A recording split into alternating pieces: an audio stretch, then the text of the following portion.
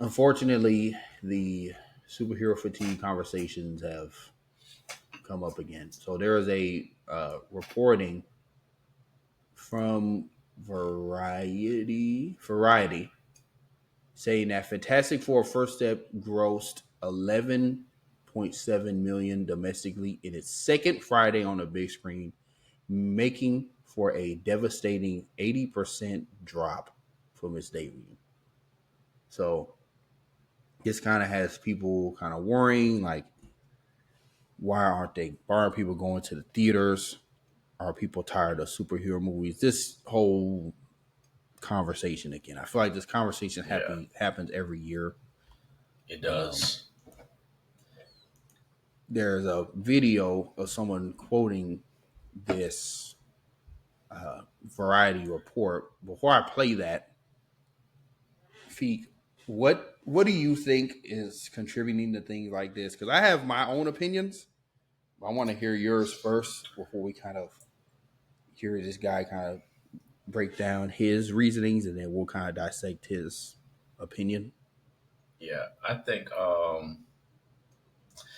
one, I don't think superhero fatigue exists. Like we've said before many times on this show, I don't think it exists. I think that's just a way some term people like to say now, but I think bad story fatigue exists. That's the main contributor. And then another thing that a lot of people do now, which I think is stupid because you don't work for these companies, is talk about the box score numbers or like how much a movie grosses. Like at the end of the day, you're not getting paid. You're not one of the actors. You're not an accountant at Warner Brothers, Disney, any of these companies. Why are you worried about how much a movie makes? Because at the end of the day, one, it's a movie. Who I'm not gonna say who gives a fuck, but who gives a fuck how much it makes? As long as it's good, bro, it's good. And I think that's one thing that's steering people now is if they hear all of a sudden, oh dang, Superman fell off 20%. Dang, should I really watch it now? Why did it lose so much money on the first week? Oh, Fantastic Four dropped off 80%. Oh, this movie dropped off. Like, why are we thinking about these numbers, bro? Just go. If you want to watch the movie, go watch it. If you don't want to watch the movie, don't watch it.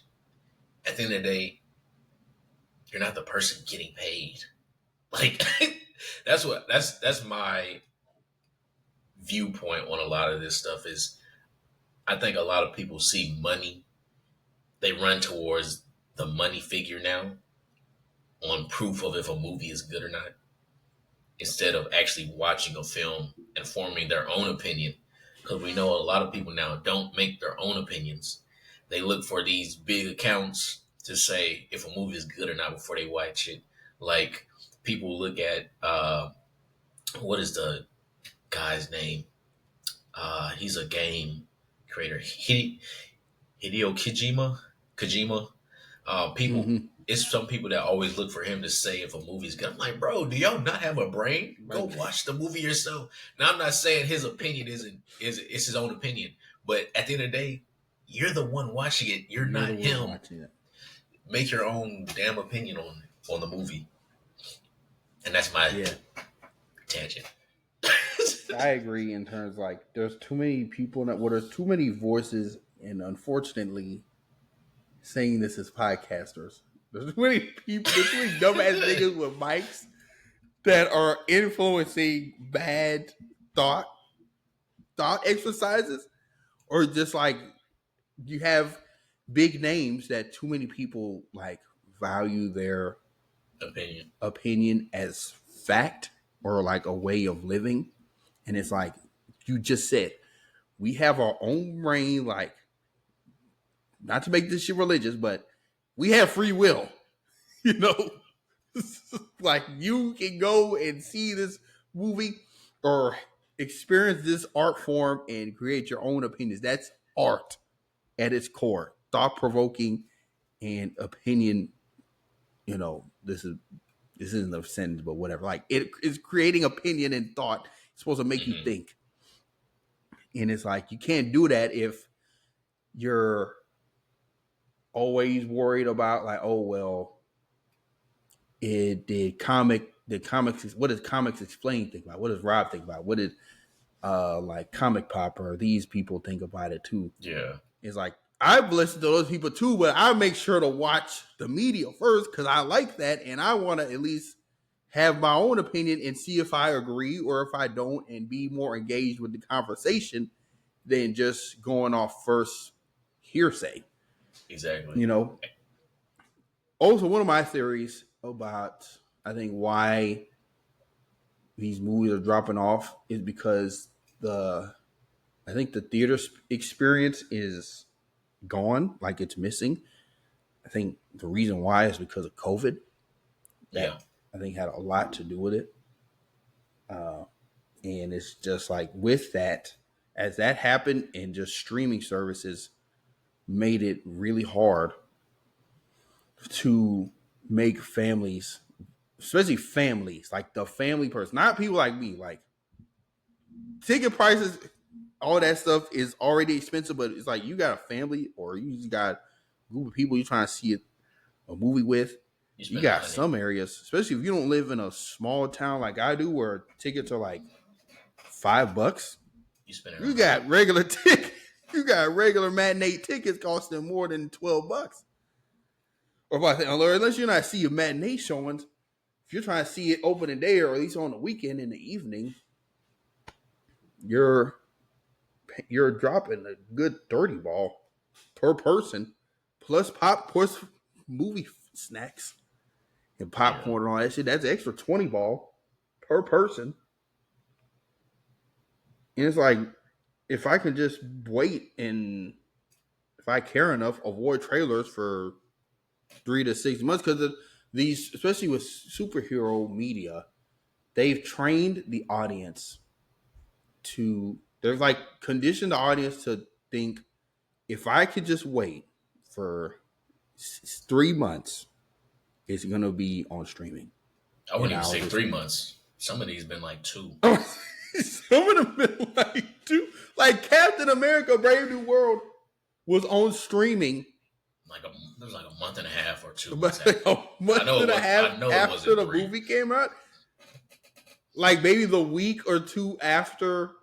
No, because Thunderbolts came out in May. So I'm like, it definitely was on streaming before Thunderbolts came out for sure. Yeah.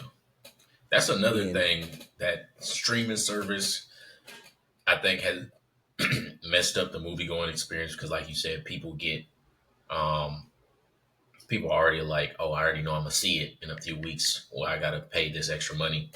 But I also think that people, one, with what you said earlier, I want to get to that, is when people in the comic book space, so many people want to be the first to break the news on something, the first to do this, that majority of people nowadays are going into movies damn near knowing the whole movie. Like you see 100 set photos, you know everybody in the movie. You already know all the Easter eggs. People talking about. I saw this tiny detail on this car, so I know that means this person's in there. Like, damn, why I gotta watch the movie now? I'm going in the yeah. movie knowing 80% of the plot. All I don't know is how the action look. So that's Mm, another thing is so many people want to be first to break news that nobody at this point people aren't conditioned to be excited for movies, in my opinion, no. or at least this genre of movies, because so many people they want to watch every TV spot. That's why, like, even y'all know when I talk about these movies, I usually only watch the first trailer, then I just mute every word pertaining to a movie until I watch it, because I want to go in with a clean. When I try to watch movies, I want to go in with a clean slate.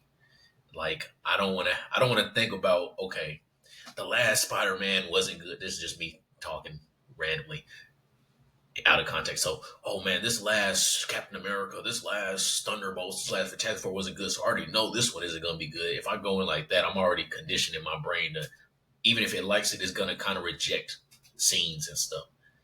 So I think a lot of people need to get, and it's not going to happen. I'm not gonna say it's not. Well, yeah, it's not gonna happen. People need to start getting more condition of just going into movies with a clear head and not thinking about all the projects that are coming later, all the projects before. Just watch that movie and be present. But yeah, it's an interesting um, It's interesting dialogue to say the least. It is. I don't want to say it's like dumb because it's, you It have is. signs. It's like dumb, but at the same time, it's not specifically superhero movies' fault, which kind of Yeah. segues us into this video that I'm about to share and play. Here's what happened, and you can tell me if you think I'm wrong. Mm-hmm. When you make movies that only make a ton of money and they're only one kind of movie, you begin to get a large segment of the population out of the habit of going to the movies. And then you begin to eliminate the importance of movies culturally. Yes. You lose, when you are so quarterly earnings bottom line minded, you lose I think, the big brain vision to say, look, I have no problem with a comic book movie. I have seen excellent ones made. I think Tim Burton's second Batman is a beautiful movie, and Michelle Pfeiffer's brilliant in it. I think what Chris Nolan does, and my friend Matt Reeves certainly did the deep dive with his Batman film. So I know that there are things that can be done in the genre. That's not an argument saying all comic book movies are terrible and they shouldn't be made. No, of course they should be made. The slate, though, the fact that it is no longer broad-based for theatrical by the studios means that they have forced a smaller and smaller and smaller segment of the population to like it. I'm going to make them an offer they can't refuse. And you know instantly what movie that is. Right. You cannot quote me a single line from Aquaman. Right.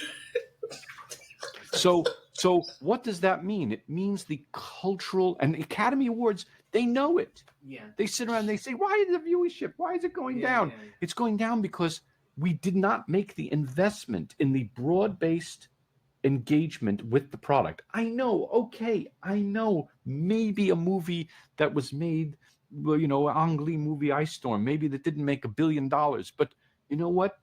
It maintained broad-based interest. Exactly. So we've got to force it back. And you know what? The studios should be willing to lose money for a couple of years on art film divisions. And in the end, they will be happier. So there's a lot to discuss. That's just in that. I think I agree with what he was saying in terms of like these media moguls, mainly Warner Brothers and Disney. It's those two demons. You got the mouse and you got the brothers on the opposite side of the street, just money hungry. And that's my biggest fear about these news articles is because like they care about review, like the directors and everyone a part of the team care about the reviews. Mm-hmm. The big wigs, like the mouse, care about revenue. They care about revenue. They care about money, and they got all these they got all these different segments of things that are bringing in money, and the second it's not bringing in money, you're out of there. The budget cuts. You're cut. Batgirl. Talking to you. Oh. Yeah, Iron Wars. Iron Wars. Yeah. And it's like on one hand, like it's a good thing because you don't want to oversaturate the pool. Yeah. But at the same time, it's just the problem is a lot of these big wigs in these corporations, mainly Warner Brothers and Disney, they learn the wrong lessons. Because it's driven by, okay, well, how much money did this movie make? Is it going to make $1 billion? And it's like, I do agree with in the sense of, I feel like Marvel almost ruined like the experience of, or like the expectation of a movie in itself, because they think now every movie or every big IP movie has to make $1 billion. And it doesn't. To be successful. And it's just like, I think everything else we say, like from the culture of movies now, the impression of movies, or just going to the theater now, when it's like, people feel like they can make their own movie experience at home because they had to with COVID. Yeah. It's just like, it's kind of hard to come back from. It's going to take some time for that movie culture to kind of come back. And On one hand, I think it does come down to people having to make the hard decisions, but once that bottom line is messed with, a lot of people are going to be pretty they're going to be pretty hard pressed to make a decision.